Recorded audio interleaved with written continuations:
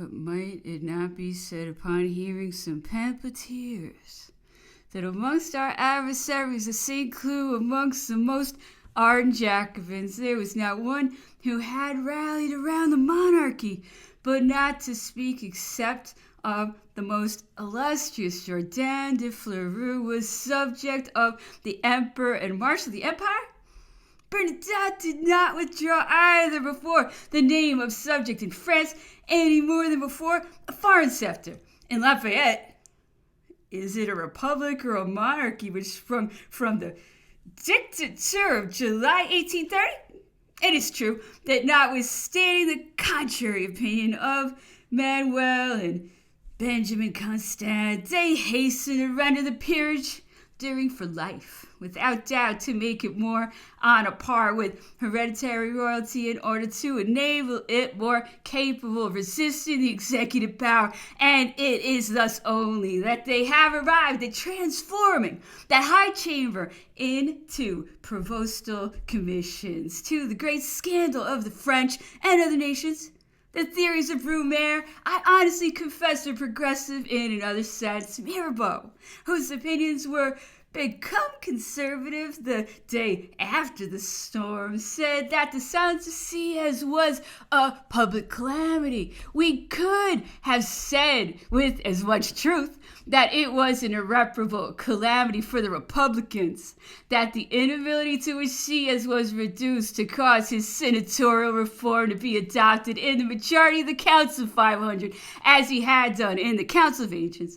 What books, notwithstanding the works of falsehood, of hatred, or frivolity, calumniate the intentions, confound the epics, and disfigure the history. Look, they say, at the despotism of the empire, the wars without end, the invasion of France. It is Sieyès, it is the men of Brumaire who are responsible for all that. But if you will attribute to us the fault of the empire, notwithstanding our absence, is it not just, by way of compensation, to attribute to us also a part of its glory? Who in that case would refuse to be bound? The empire? But in what century, under what regime was France greater, more glorious, more prosperous? Who is the Frenchman, liberal or Carlist, blue or Vendean, who would efface from our history the glorious records of the empire? Where is there amidst the 30 millions of French hearts that which does not beat with patriotic pride in thinking of the days of the empire? He must be seized with a vertigo. Who would attempt to appropriate to himself the least in the world so many wonders to which he had not the happiness of contributing, but it would be rather too philosophical to suffer the errors and the wrongs to be imputed to which one had not contributed. Besides, although a stranger to the goodwill of the empire, may I not be permitted to reply to him who finds the ashes of Napoleon very well placed at St. Helena, and to those who, like him, like to see only spots in the sun?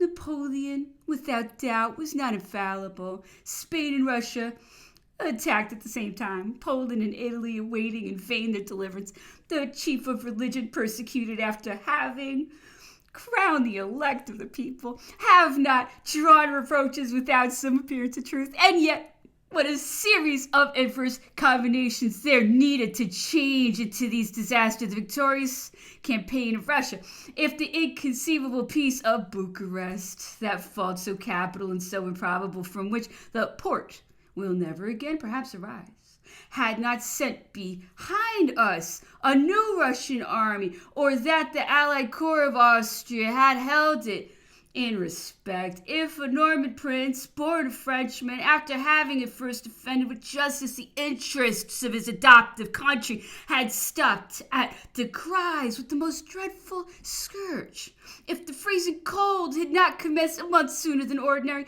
if the flames kindled by hands patriotically, heroically barbarous had not devoured Moscow, conquered, and Napoleon had found general peace, maritime peace, in those deserts of disastrous memory, then France, Europe, Posterity would not have found sufficient languages to celebrate the Russian war, and the powers of the continent and England would not at this moment look at Greece, Egypt, and the Bosphorus with so much anxiety.